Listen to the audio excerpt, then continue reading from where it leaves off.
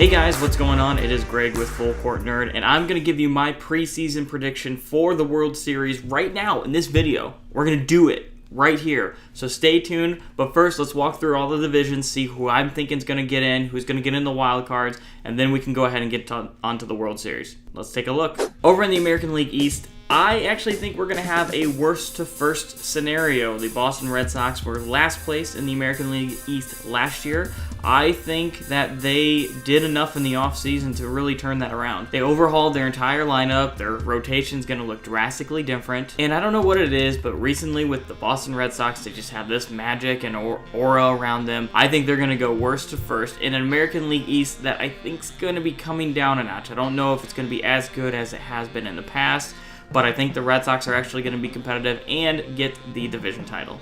Over in the American League Central, I think the Cleveland Indians are going to be poised to take control of the division. Detroit's kind of been kicked down a little bit. The White Sox aren't ready there yet, and I'm sorry, I just can't get on with the Royals. I have 28 years of history that says I shouldn't be on board with them, and 1 year that says I should, so I'm going to play the odds and say that the Royals are going to come back down to earth a little bit as well. The Indians, they don't have a lot of names that you're familiar with. It's not a sexy team or anything like that, but I think the Indians are going to be poised. They have the defending American League Cy Young winner in Kluber, so I think the Indians are going to get there. Terry Francona is a great manager. I think they're going to get decently far into the playoffs. Over in the American League West, who else but the Los Angeles Angels of Anaheim? The team didn't really change a whole lot from last season, but it honestly didn't need to. You've got Mike Trout, you've got Pujols, you've got a good pitching staff. Really what it's going to come down to are two people for me. One is going to be Albert Pujols, and I just have concerns with his age. If he can be like he was last year, that's going to be serviceable enough for the Los Angeles Angels. However, if he's just starting to show his age, I think that's going to be very detrimental to them. And really the second person, it's going to be Josh Hamilton. He's had a lot of off-the-field issues. He's got injury issues. He's got a big contract that there's probably a lot of pressure and a lot of stress coming up from that. I don't know if he's going to be able to handle it, but I think the Los Angeles Angels, they just have too good of a team. The first American League wildcard team that I have is the Baltimore Orioles. Again, I think the Orioles are going to be coming down a little bit. They're going to be falling from their high that they've had for the last two seasons. I just can't trust them. Didn't they win like 20 or almost 30 games by one run? And there's just something in baseball where, if you go that far, it's going to come back and kick you in the next year or following year. So I think they're still going to get the wild card just because I don't know of a lot of other teams in the American League that are going to be competitive enough to take that wild card from Baltimore, but they will be the first wildcard team. The second wildcard team that I'm thinking is going to be the Seattle Mariners. I originally thought the Oakland A's, but then I remembered they went all in last year and they've lost a ton of people this year just because if they're Oakland, they'll have money to pay for them.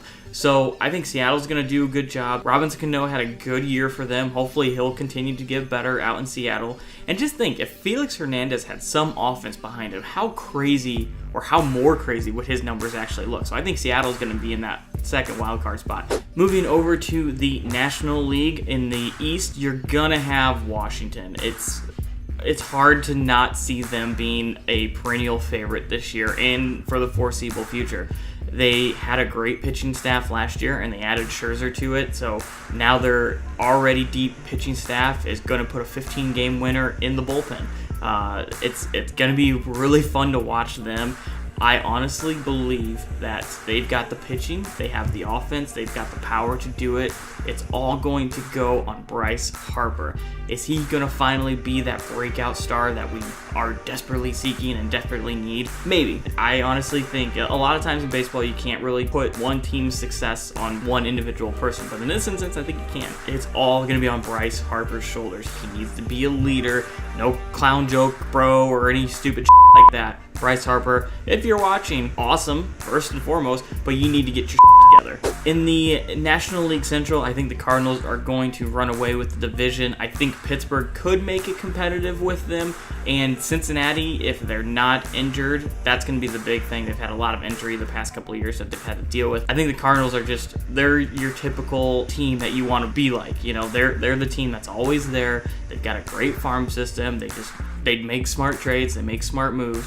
Adding Jason Hayward's going to be great for the outfield, going to be a good defensive presence. And Adam Wainwright's just been there for, gosh, the better part of 5, 6, 7, 8 years. And he's arguably the second best pitcher in baseball behind Clayton Kershaw. Admittedly, I am a Cardinals fan, but I think they're going to do well, and I don't think they'll have any problem winning the NL Central. Moving over to the National League West, the Dodgers sure did start off the year really hot last year, and I don't know if they're going to be able to continue that wave the entire season and into the postseason. Obviously, I think they're going to win the National League West, but with getting rid of Matt Kemp, I think that's the best move for them. He's always injured, so I'm not too concerned about that. Adding a lot of aging talent in Howie Kendrick, Jimmy Rollins, Juan Uribe, questionable to see how this is going to do. I think they're going to be good enough to get into the postseason, just not very far.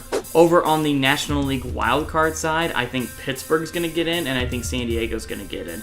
Pittsburgh, they're just a fun team to watch and a fun team to root for. Andrew McCutchen is my favorite player in baseball right now. I don't think losing Russell Martin is going to be that big of a deal for Pittsburgh. I think he's on the back half or the back nine of his career anyway, so look for the Pirates to be competitive. And then also look for San Diego. They were very active in the offseason. They added Kemp, getting Justin Upton in there. I think the biggest move for them is adding Shields to the pitching staff that already has Ross and Casher in there. Padres, Pirates, your two wildcard teams in the National League. Playing in the NLCS, I think you're going to have the St. Louis Cardinals going up against the Washington Nationals. And as I said before, I am a Cardinals fan, so this might seem like a little bit of a homer pick, but I'm actually going to go with the Nationals to pull out, not an upset, but just they're a better team. They got a lot more depth, and I don't see that being an issue at all against the Cardinals. So I think it'll be a good series, but I think the Washington Nationals will go on to the World Series.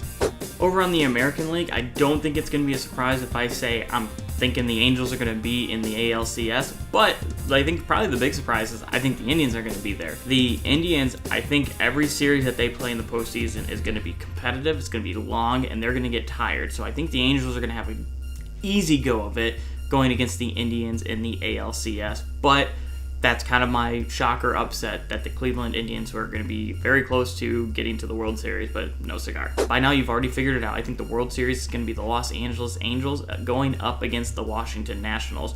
Now, I think this series is going to be very good. I think we're going to see 7 games. Pitching depth in the postseason doesn't matter as much to me just because they're going to circle through as many people and they don't care about injuries or anything like that. Needless to say, I think the Nationals, their pitching that they do have is going to be too strong. The pitching that they're going to be able to put in the bullpen, it's going to be too good. But like I said, it's all going to depend on Bryce Harper. The Nationals are going to go as far as Bryce Harper is going to allow them. I think that could be a World Series win, but the Angels could very well turn around if Harper does have a bad series.